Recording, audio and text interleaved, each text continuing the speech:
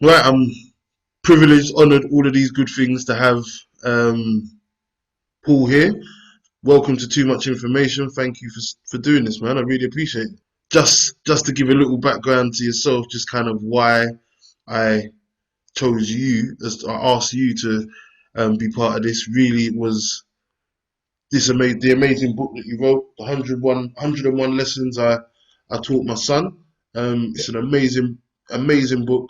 As soon as I read it, it was something that I it was something that I needed and didn't know that I needed, if that makes sense. I hear that. Yeah, I was really grateful for that. And then we just happened to be, all of a sudden, we just happened to be in the same Facebook group. And yeah, here we are. So I'm really happy. I'm really grateful that you took time out of your day to do this. And I look forward to picking that brain of yours, man.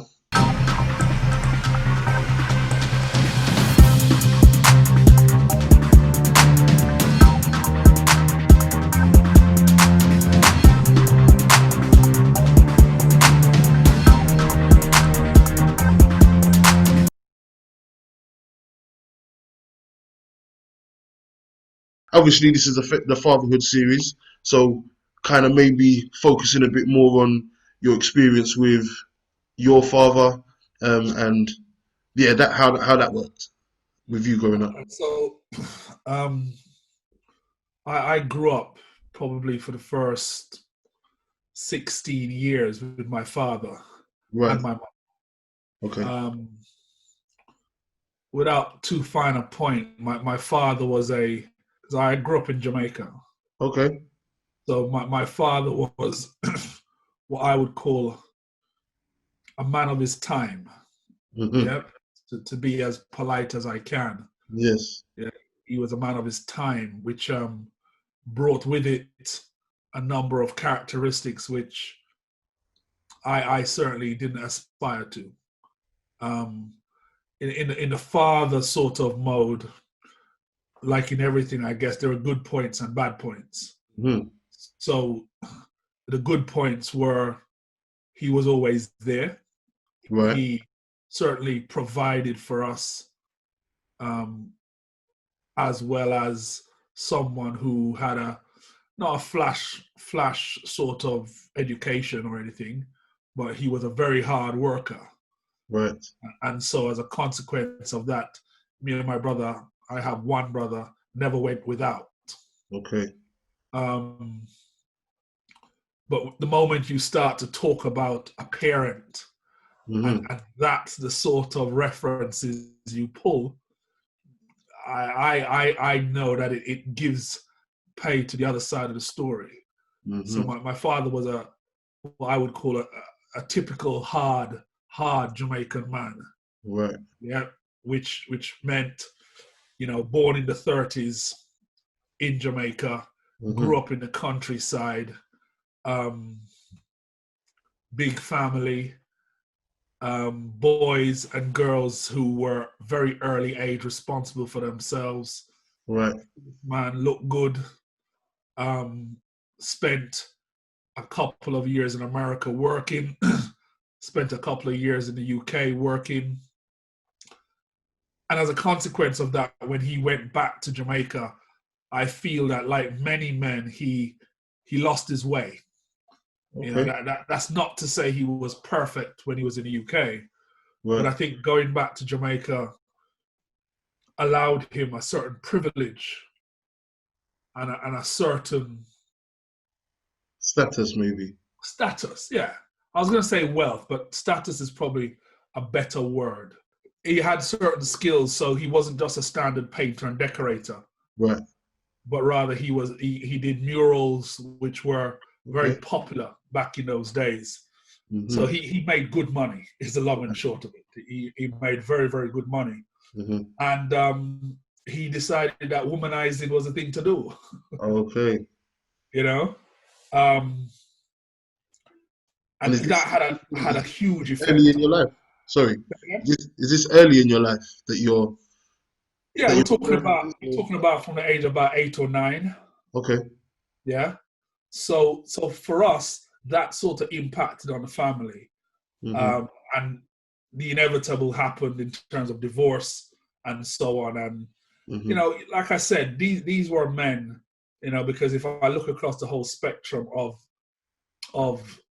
not just him, but men of his age, Yes.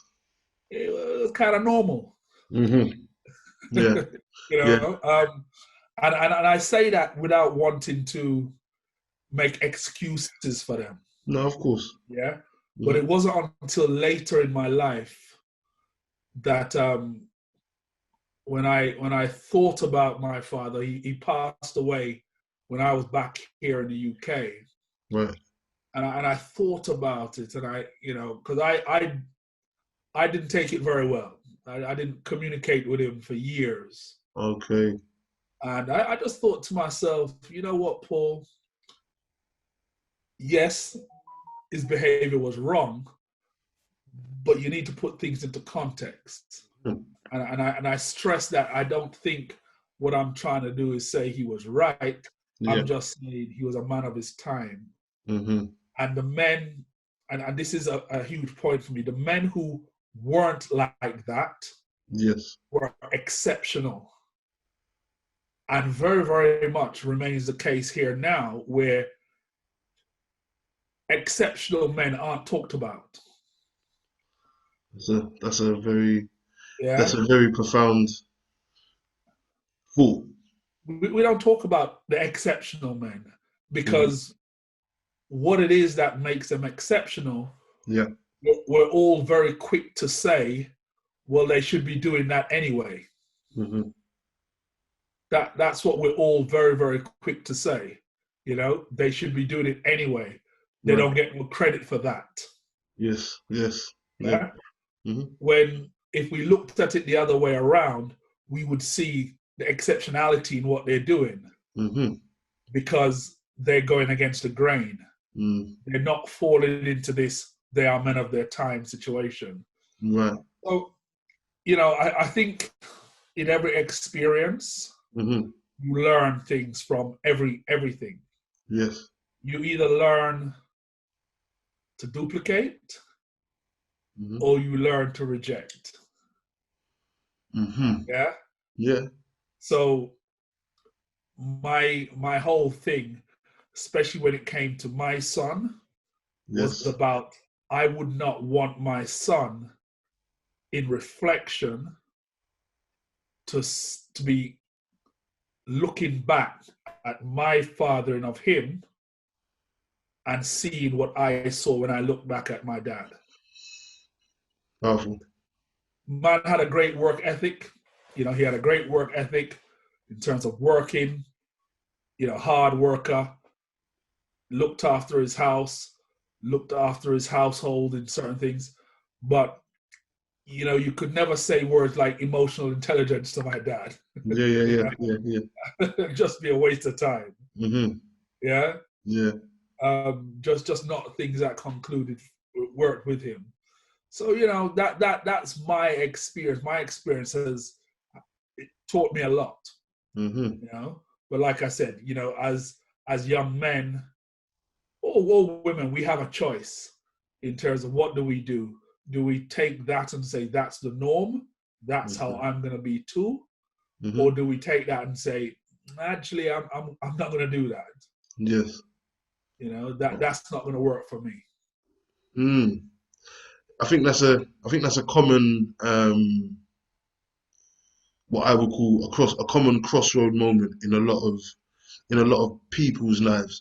So it can apply to someone with an absent father, someone with a father that maybe makes decisions that they don't agree with or understand at the time or even afterwards. That moment where you you decide that out of all the decisions that you have to make in life, the one thing that you're sure of is that you're not going to repeat that mistake because you've seen the consequences of that mistake. So that's something that has been definitely been a common thread through a lot of these conversations that I've had regarding fatherhood, and even in other areas, and even in my own kind of, I don't know, writings and kind of thought processes and conversations, is those crossroad moments that have profound impact on the direction of your life and your kind of moral compass and your emotional intelligence, like you mentioned. Um, what I'd read, you did mention that there was a period of time where you didn't speak to your dad, through your own choice, through your own disagreements in his actions. Um, was that something that was taken by him as, did he accept that? Was that something that you were constantly having to reinforce your decision, or was it just something that, you just, there was no way for him to contact you, so it didn't even figure in? Well, I guess if he wanted to contact me, he could have. Hmm. But and again, you have to think about the man you're talking about. Yeah, yes, yeah, yeah. So, let's be clear. For him Hmm. to reach out, Hmm. mean that he would also have had to have accepted that perhaps he had done something wrong. So, that ain't gonna happen. Yeah. So Hmm. there's no sort of comeback that look, I probably did. No, there's none of that. Yeah. So he wouldn't reach out. That wasn't within his characteristics. Hmm. Yeah. And I took the decision I took, which I think was the right one. Yeah. That and I think it's something that I've kept going throughout most of my adult life. Really, Okay. if you don't contribute positively to my life, Mm. I don't need you. That's I, fair. I just don't have that space. Hmm. Yeah, we joke about it and say, if you don't pay my rent, then that. But if you're not contributing positively to my life, what are you bringing into my circle? You're bringing grief. You're bringing, trouble. There's no need for that. And Hmm. as you get older and you have control over your environment, you Hmm. can make those choices. And that's the choice I made. Hmm. So you said it. So you definitely said it was the right decision that you made. And like, even looking back on it now, was it something that, did you rekindle any sort of relationship before he passed, or Now, no? um, in that sense, I probably have that characteristics for him. I don't take decisions lightly. Uh-huh. When I took that decision, for me, it was a right decision. It was a thought out thing. And Hmm. like I said, unless the paradigm shifted Yeah. and suddenly he was in Yeah. some way contributing positively, Yeah.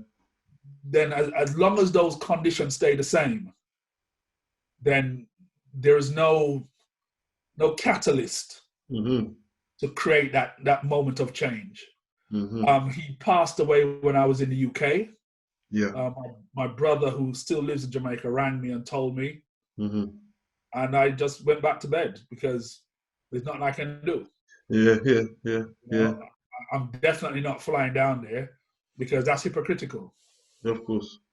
I don't think we exchanged probably about 6 words. He had a car accident, Hmm. and I was in the military at the time, and my mom contacted me and said, your dad had a car accident. You should go and look for him. Hmm. And if my mom tells me to do something, I'm going to very much do it. So Hmm. I walked up to the house, stepped into the house. My mom said I should say hi. And I turned and left. Yeah. Yeah. And again, I'm happy to concede that those are probably some of his characteristics. Yeah. But you reap what you sow. I hear And that. I know for sure that he regretted his actions, because my brother was pretty much the same. Hmm. a little softer, but very much the same. And my brother is a very significant figure in Jamaica, on television all the time, on radio all the time, Right. very significant. And it has not escaped our thinking that perhaps he would have liked to have been able to relate, certainly to my brother on that level, Mm-hmm. because to have a son who, my brother has done some substantially great things Right. In Jamaica, and to be sitting at home watching him on TV and knowing that he's your son, but Yeah.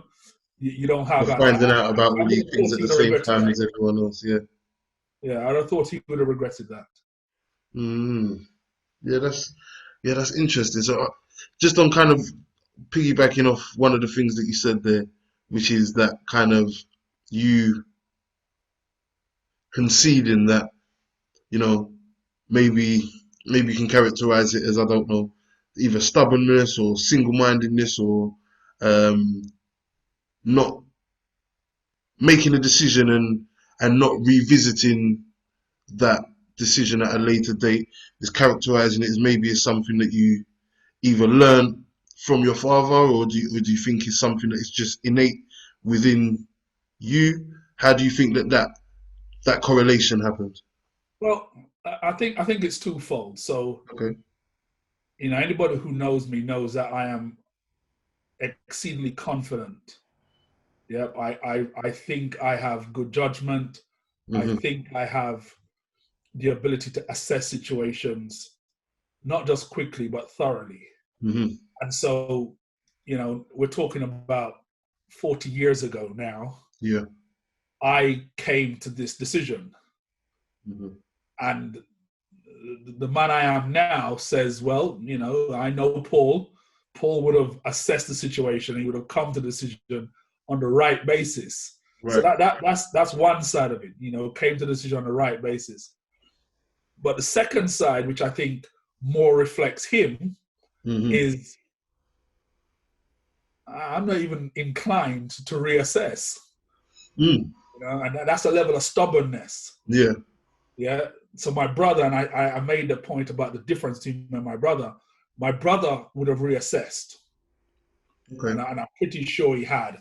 And I'm pretty sure that my brother, because my brother went to his funeral and everything. Right. Yeah. My brothers would have reassessed, and no, not me. Mhm. Yeah. And I think it goes with everything about me. If you cross me, you cross me once. Mhm. Yeah. And I take that on the chin. My bad. Mhm. Yeah. Yeah. Yeah. Never put That's yourself in a my bad. situation for that to happen again. Yeah, that's my bad. I take that one on the chin. But I like to think that, and again, it's very much about your own emotional security, isn't it? Mm. Yeah, because I don't know about you, but there are only a few people Mhm. who can get under my skin. And those are people who are very dear to me, very close to me. Mhm. Yeah. And it's not a comfortable feeling when those people, I'm going to use the words, the best one I have, betray that sort of trust. And you Yeah. don't want to go back through it. Mhm. Yeah. I spent the first 16 years of my life watching him over and over repeat the same behavior, most of which was focused on my mom. Mhm. And that's just not acceptable. You know, Mhm. never going to work for me.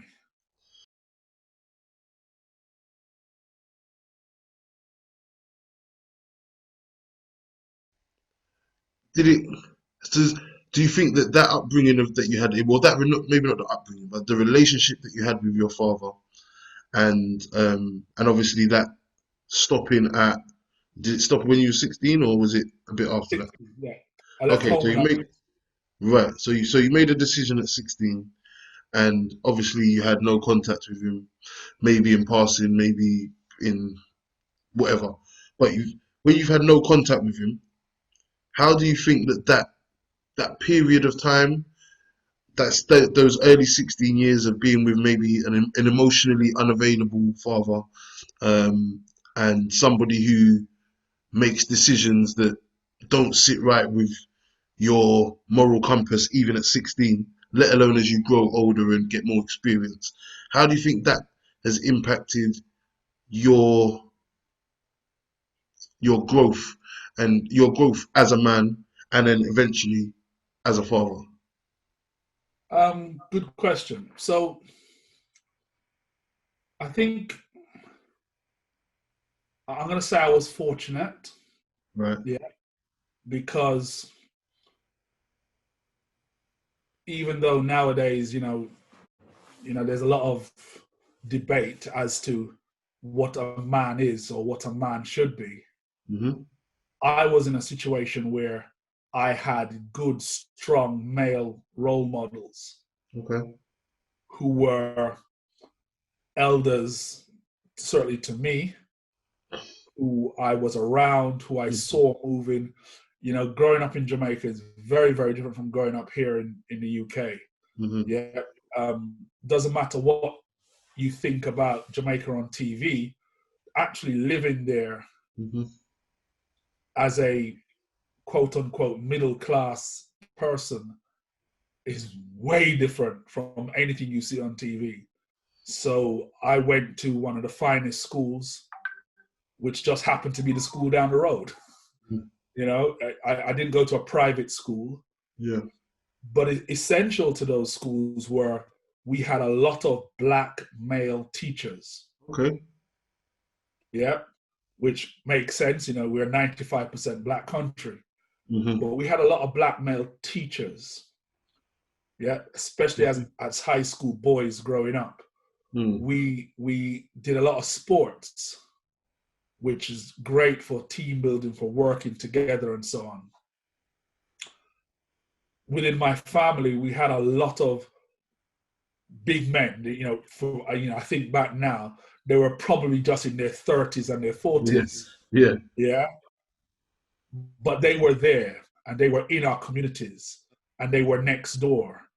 They were down the road. Mhm. They were the taxi drivers, the lawyers, the pickpockets, the everything, but they were there. And so we had an opportunity.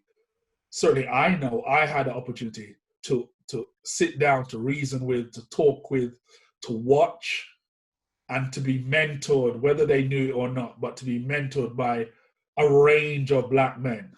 Yeah, Mhm. and I raised the point that my father's behavior was not exceptional. Yeah. Yeah, Yeah. you know, Mhm. but even within his family, some of my uncles were very different, Right. and that tempered what my perception of what manhood should look like. And it Okay. informed more than anything else how I grew up and how I view fatherhood. Yeah. Mhm. So the cousin who I went to live with when I moved out, Horace Brown, passed away about 3 years ago. Right. These were guys who, he had a massive house, always welcoming, adopted children. He was a former athlete, so Mhm. his house was always full of the athletes. So we grew up in a house of athletes, Mhm.